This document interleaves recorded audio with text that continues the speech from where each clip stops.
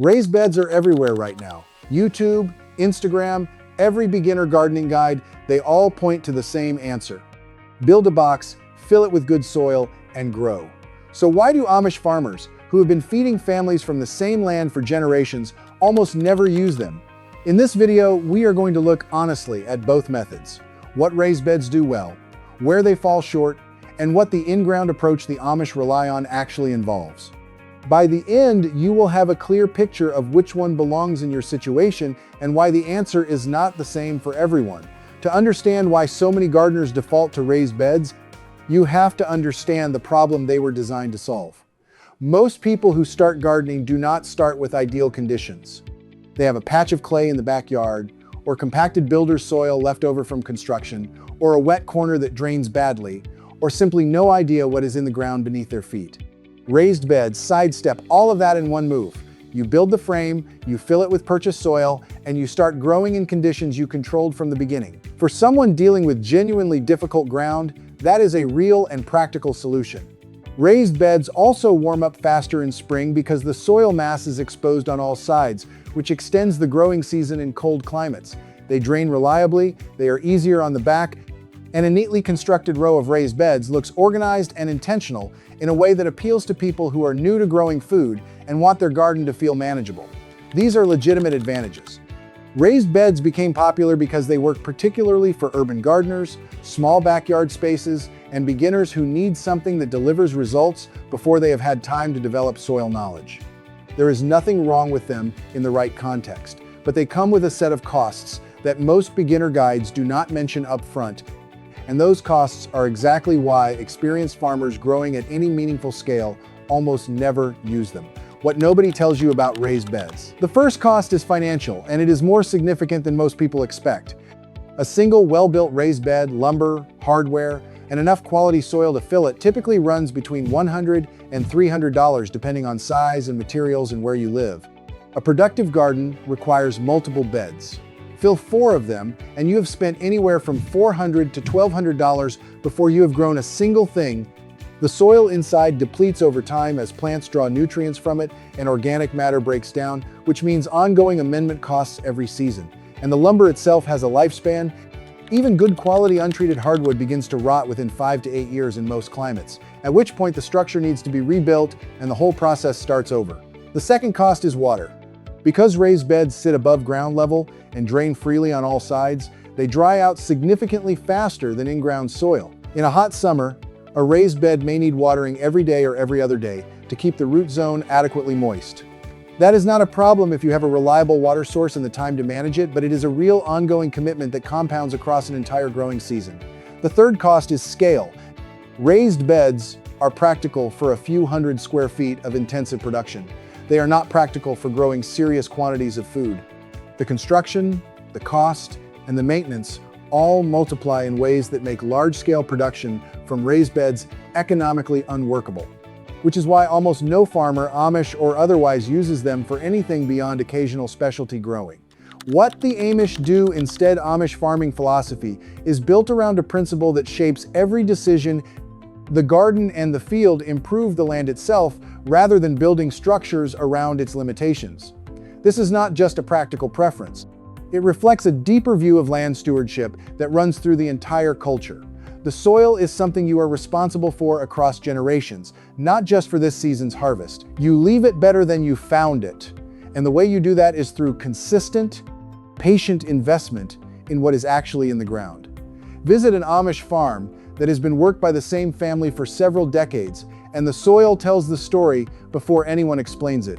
It is dark, loose, and rich in a way that recently filled raised beds simply are not. The organic matter is not sitting in a box on top of the ground. It is woven through the soil profile at depth, the result of years of manure, compost, crop rotation, and cover crops building on each other season after season. That soil holds moisture through dry spells that have neighboring gardens reaching for the hose. It produces plants with root systems deep enough to access water and nutrients well below the surface. It does not need to be replaced or rebuilt because it has never been separated from the living system it belongs to. In practice, this means long rows planted directly into natural soil, improved every year through a combination of composted manure, homemade compost, crop rotation, cover crops, and straw mulch. None of these inputs require purchasing a structure. All of them return organic matter and biology to the soil in ways that compound over time. A field that has been farmed this way for 20 years does not look like the field it was at the start. The soil darkens. It holds moisture longer, it drains better in wet conditions, and retains water better in dry ones. It produces stronger plants with less intervention because the ecosystem beneath the surface is genuinely alive and functional. The Amish farmer who walks those rows every morning is not managing a collection of individual plants. He is managing a soil system, and that system, built carefully over years, is doing most of the work. How in-ground gardening actually works. The honest limitation of in-ground gardening is that it asks something of you before it gives back. In the first season on ground that has not been worked before, you will typically deal with harder soil, more weeds, and slower results than a freshly filled raised bed delivers. That gap is real, and it is why many gardeners give up on in-ground growing before the soil has had time to respond to their investment. The people who stick with it through the first 2 or 3 seasons, adding organic matter consistently and managing weeds before they set seed, almost universally report that the ground becomes significantly more productive and significantly less demanding over time. The first year is the hardest. By year 3, the system is largely running itself. What the Amish actually do to build healthy soil comes down to 4 practices layered on top of each other, and understanding each one separately makes the whole system much easier to follow. The first is manure. Horse, cow, or chicken manure aged for at least 6 months so it is no longer hot and will not burn. Plant roots get spread across the bed in a 2 to 3 inch layer and worked into the top 8 to 10 inches of soil before planting season begins. This single step adds an enormous amount of microbial life to the soil, along with slow-release nutrients that feed plants through the growing season. Fresh manure from the barn goes into a pile in autumn and is ready to use the following spring. Nothing is purchased, nothing is wasted, and the soil receives something new every single year. The second is compost. Kitchen vegetable scraps, spent plant material from the previous season, grass clippings, and autumn leaves all go into a compost pile that breaks down over the winter. By spring, it is dark, crumbly, finished compost that gets spread as a top dressing across the beds. This adds a different layer of biological diversity than manure alone, particularly the fungal activity that breaks down organic matter into forms plant roots can absorb directly. Together, manure and compost cover both the bacterial and fungal dimensions of a healthy soil ecosystem. The third is cover crops. After the main harvest is cleared in autumn, the Amish do not leave the soil bare through winter.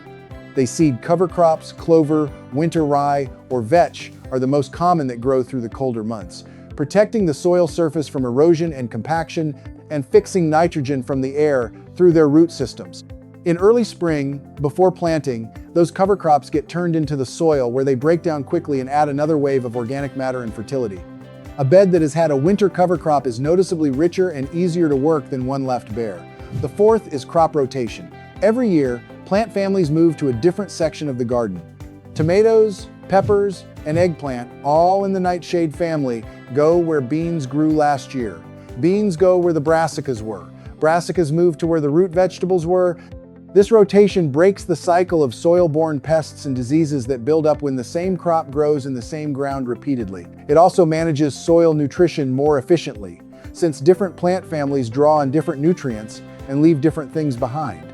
A 4-section rotation covering these main plant families, followed consistently for a few years, produces a level of soil balance that no amendment alone can replicate. Straw mulch ties all 4 practices together. Laid between rows at 2 to 3 inches deep after planting, it retains moisture so the soil does not dry out between waterings, suppresses weeds so they do not compete with crops, moderates soil temperature through both heat and cold, and breaks down gradually over the season to add yet another layer of organic matter to the surface. A well-mulched in-ground bed in July holds moisture noticeably longer than a bare one, which in practice means less time spent watering and less stress on the plants during the hottest weeks of the growing season. Together, these 5 practices build something a raised bed, no matter how well constructed, cannot replicate a living soil system with depth, biology, and the kind of long-term water retention that comes from organic matter woven through feet of ground rather than concentrated in a shallow box sitting above it.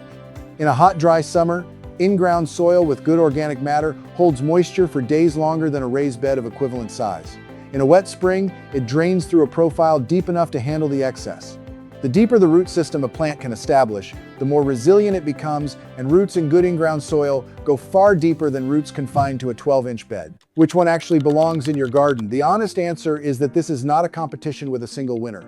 It is a question of matching the method to the situation, and getting that match right matters more than having a strong opinion about which approach is philosophically superior. Raised beds make genuine sense if your soil is severely compacted clay or heavily contaminated, if your garden floods reliably in wet weather and drainage is a persistent problem, if you are working in a very small urban space where intensive production in a controlled environment is the whole point, or if physical limitations make working close to the ground necessary. In any of these situations, raised beds are not a luxury. They are the practical tool for the job. Starting with raised beds while you build in-ground soil alongside them is also a legitimate approach, particularly for gardeners who need results in year one while the longer work of soil improvement is underway.